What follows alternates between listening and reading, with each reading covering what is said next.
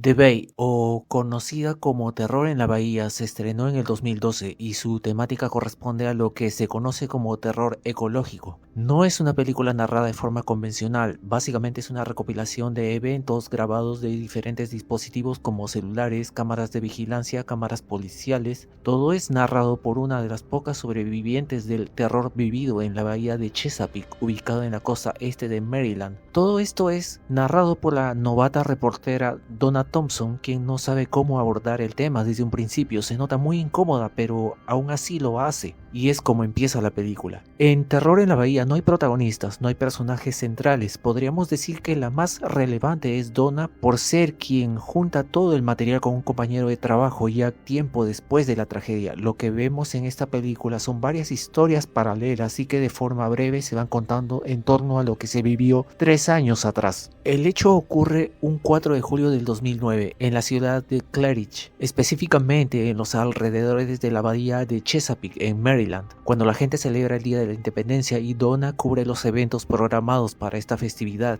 Donna nos explica lo que pasó con dos oceanógrafos quienes han descubierto dentro de los peces larvas de un parásito que ha devorado por dentro al pez que están examinando. La película muestra posteriormente la muerte de estos dos oceanógrafos cuando se sumergen en el mar y lo hacen justo donde hay un cardumen de isópodos mutantes y que los atacan sin darles chance de escapar. Algo importante a mencionar es que ellos ya habían enviado un reporte alertando de esta anomalía al alcalde de la localidad, pero fueron desestimados. Hay grabaciones de una entrevista con el alcalde de esta localidad. Esto es crucial en la película si hablamos de responsabilidades. Recordemos que los oceanógrafos ya para ese entonces habían alertado al gobierno local, es decir, él ya sabía lo que estaba pasando, pero prefirió continuar con estas celebraciones. Tal vez por el dinero que esto generaba, ya que incluso personas de otros estados aledaños y turistas acuden masivamente a la bahía por el ambiente festivo y veraniego del lugar. Donna afirma que él es en gran parte el responsable del desastre que estaba por avecinarse. Luego de esto regresamos un poco en el tiempo y Donna cuenta que semanas antes de estas celebraciones ya se habían encontrado los cuerpos de los oceanógrafos, otra gran señal de alerta que fue pasada por alto. Ellos habían notado un incremento demasiado alto de toxicidad en las algas. Los isópodos de la especie Simotoa exiguas se alimentaron de estos restos, incluyendo excremento de pollo, los cuales fueron alimentados con esteroides para acelerar su crecimiento. Estos esteroides permanecieron en cierta cantidad en los desechos, provocando que los isópodos mutaran y aceleraran su tamaño, y ya no solo se alimentaban de peces, sino también de humanos. A pesar de no haber un comunicado oficial, muchos habitantes ya se habían enterado y sabían de la contaminación del agua, pero sus reclamos e incluso discusiones entre ellos mismos no llegaron a nada. El horror que estaba por vivirse era inminente. La festividad comienza a tornarse en caos y pánico cuando una mujer colapsa a plena luz del día, tiene forúnculos, sarpullidos y lesiones muy serias en la piel, y claramente está con el parásito devorándola por dentro, debido a los vómitos de sangre que alarman aún más a la gente. El hospital de la localidad comienza a colapsar. Aquí se presentan a dos personajes que mediante la reportera Donna sabremos lo que pasa con ellos. Una pequeña está seriamente afectada, esperando ser atendida en el hospital que ya está colapsado. El médico encargado se comunica a través de videollamada con miembros de la CDC, Centros para el Control y Prevención de Enfermedades. Lo que él trata de conseguir es ayuda, pues ya no se da abasto, además de información sobre cómo enfrentar a esta plaga que hasta ese momento era desconocida. Donna nos habla sobre otras dos historias que acontecen en la localidad. Una pareja de adolescentes juegan en un muelle cerca de un lago y se lanzan al agua. Son atacados por las criaturas y nunca más se sabe de ellos. En paralelo, un joven y exitoso dentista con su esposa, también joven, y una abogada muy exitosa están en una lancha paseando con su bebé. Son de los pocos que estuvieron a punto de salvarse, pues no se lanzaban al agua, hasta que mediante las grabaciones vemos al hombre lanzarse al agua. Comete el error de beber un poco del agua contaminada. Las consecuencias para él son devastadoras y las vemos casi al final de la película. Volviendo a lo que pasa en el hospital, el doctor, otros médicos y enfermeras atienden a cuanto paciente pueden y es clara la peligrosidad de esta especie de bicho mutante, pues no solamente hablamos de lesiones internas o cutáneas, es tan voraz que varios pacientes terminan siendo amputados y en esto la película es muy gráfica. El doctor llega a la conclusión de que no se trata solo de un tipo de parásito, sino de dos. y todo el equipo de la CDC queda impactado. Realmente no saben cómo manejar la situación. Antes de su muerte, los oceanógrafos informaron que mucho tiempo atrás el lecho marino de la bahía estaba cubierto por una especie de pasto, una especie de vegetación, la cual tenía la función de limpiar el agua de sustancias contaminantes y desechos. Sin embargo, debido a la contaminación excesiva, casi ya no hay pasto, por lo que el agua está literalmente vulnerable y libre para albergar cualquier tipo de organismo peligroso. Hay que recordar que la película no especifica una causa concreta, pero deja abiertas varias posibilidades: la fuga de químicos de un reactor nuclear muchos años antes y las avícolas vertiendo desechos de aves de corral en la bahía también por muchos años. Es posible que sea una combinación de ambas cosas. El caos es reinante, el pueblo está sumido en la desolación. Es como si todos hubieran tratado de escapar a otras localidades colindantes, pero irónicamente no lo lograron, ya que las autoridades ordenaron cerrar todas las salidas de la ciudad. Hago una pausa para hablar un poco sobre los isópodos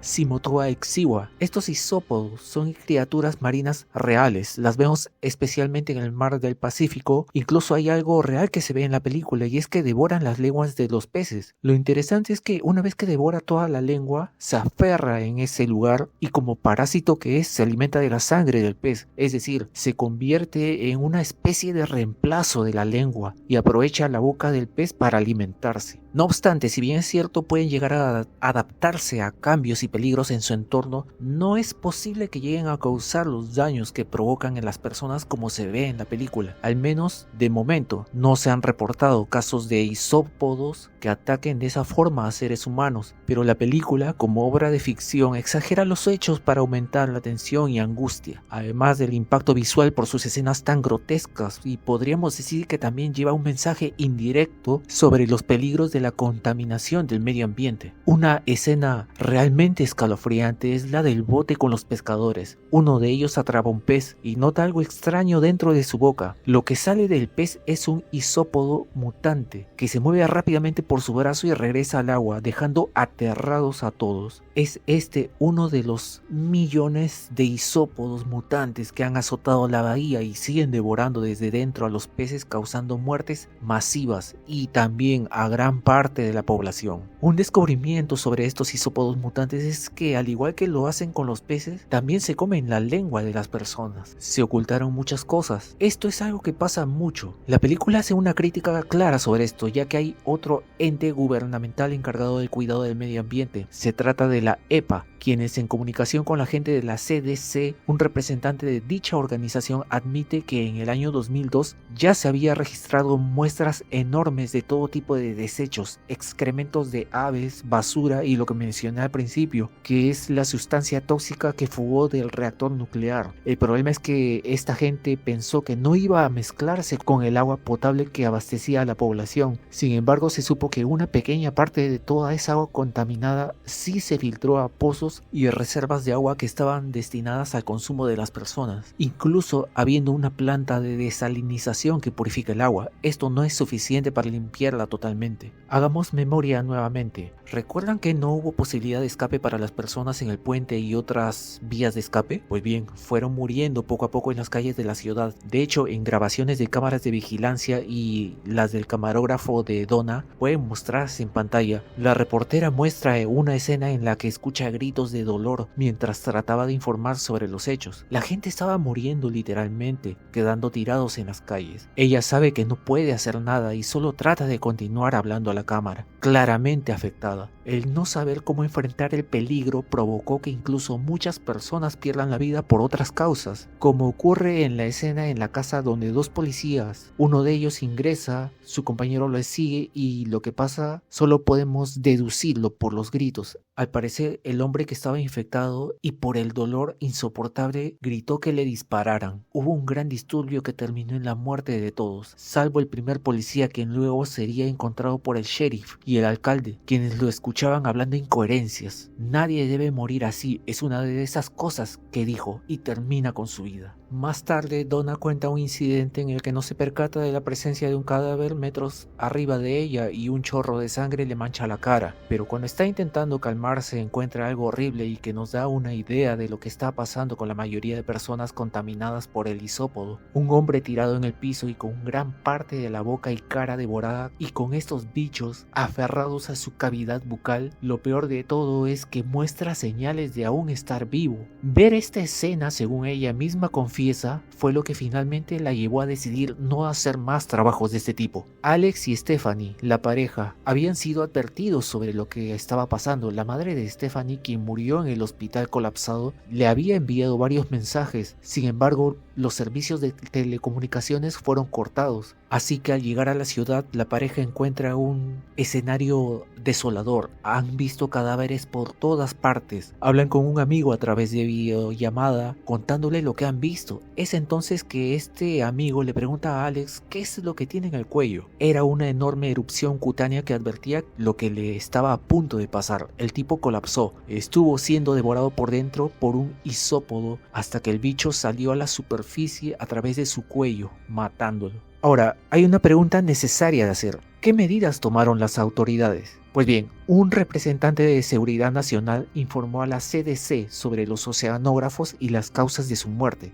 En principio se informó que fueron atacados por tiburones toro, pero luego se dijo la verdad. Fueron atacados por extraños insectos marinos que literalmente los mutilaron bajo el agua y tuvieron infecciones muy serias en el cuerpo. Probablemente esto ya lo estaban padeciendo mientras analizaban a los peces. Lo mismo pasa con el médico del hospital, quien finalmente termina perdiendo la vida. Estuvo atendiendo a más de 300 personas en un solo día. Era claro que estas larvas iban a ingresar a su organismo en algún momento. Las medidas tomadas fueron una cuarentena y tuvieron que verter grandes cantidades de cloro en el agua de la bahía para matar a todos los hisópodos. Algo interesante que este oficial de la Guardia Nacional revela es que estuvieron a punto de prohibir el acceso al mar a la gente por el peligro de los tiburones toro, pero no lo hicieron luego de ver la causa de la muerte de los oceanógrafos, que fue otra. Creo que igual hubiera sido un motivo de alerta para notificar a la gente de la CDC, quienes reaccionan como diciendo: